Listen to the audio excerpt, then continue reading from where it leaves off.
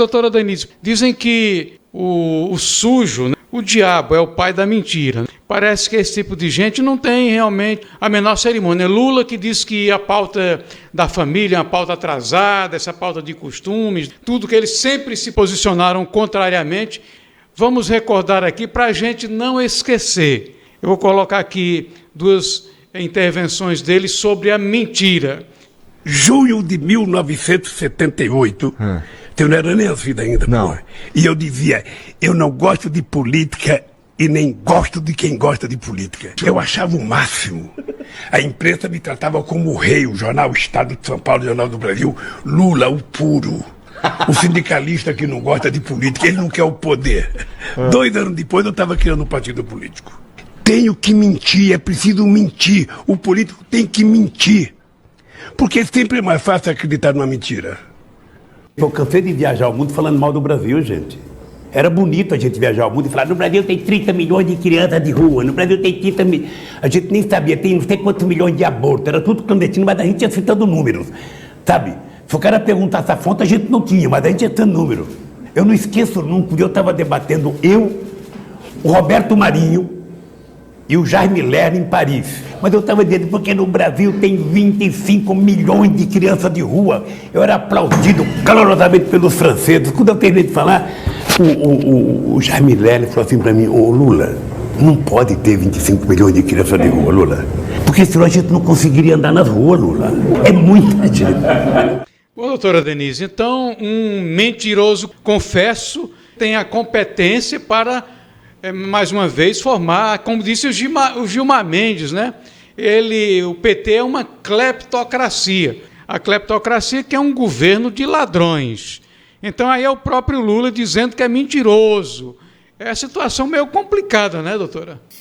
Demais. Eu diria, o caráter, ou a falta de caráter de Lula é algo assim, tão abjeto, é uma coisa assim, tão escancarada, porque a pessoa sem valores, sem princípios éticos, ela tenta pelo menos disfarçar, mas Lula não. Veja aí que você pensou essas falas, mas quantas outras também em que ele já foi flagrado, escancaradamente mentindo, zombando. Então é esse o padrão, explora a morte. Quem não se lembra quando a esposa morreu, ele como que fez do caixão da esposa um palanque.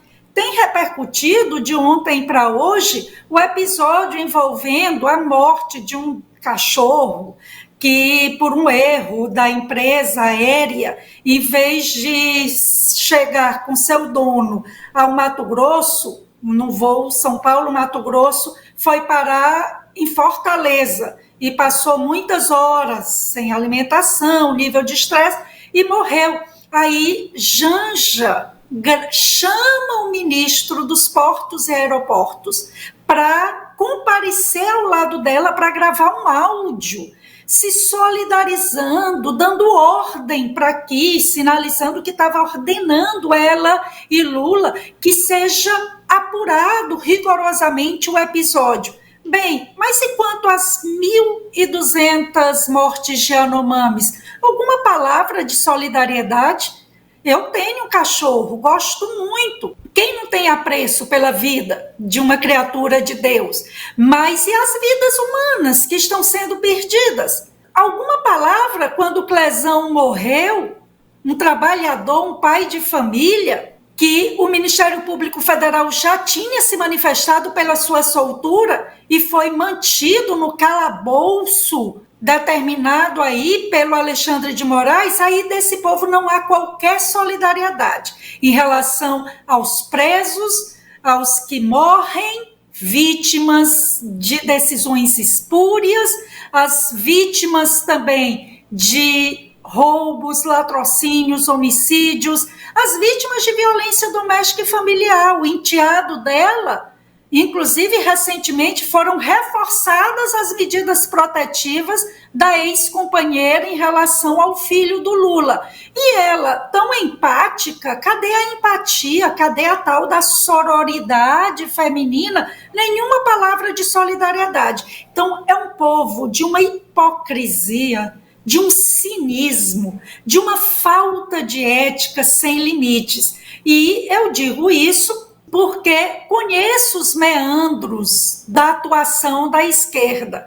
Quer porque já fui de sindicato, já fui simpatizante do PT, nunca fui filiada. Mas vivo há 30 anos no ambiente universitário e não tem ambiente onde houve maior penetração petista, talvez, do que o ambiente universitário, mas são essas as estratégias deles. Procuram criar uma aura, uma pátina, uma mão de tinta bem fininha de que são éticos, são empáticos, são a favor dos pobres, das minorias, mas quando você vai olhar a fundo, isso tudo está no plano da mera narrativa, da mera encenação. E o maior líder deles, sem dúvida, mostra bem qual é o padrão que todos devem seguir. Mentir, ser oportunista, ter um discurso perante certas plateias, mas na prática fazer exatamente o oposto,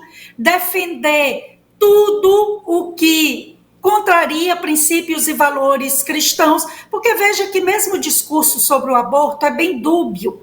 Como é que você diz que é contra o aborto, mas está lá o Ministério da Saúde todo o tempo trabalhando e o seu associado no Supremo, Luiz Roberto Barroso, trabalhando pela liberação do aborto? Quantas vezes Lula já falou, eu não aguento ver menino sendo preso porque roubou um celular.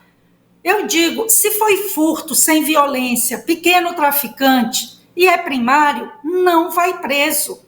Não vai, eu falo, e aí eu uso o meu lugar de fala como professora da área penal, processual penal, há várias décadas. Se é pequeno traficante, mero consumidor e não está envolvido em outros crimes mais graves, não vai preso. Mas eles usam esse discurso, eles fraudam a realidade. Eles mentem, e infelizmente a imprensa, a grande imprensa que deveria mostrar o outro lado, vem a ser cúmplice em regra, dessas mentiras amplamente difundidas aí pelo PT.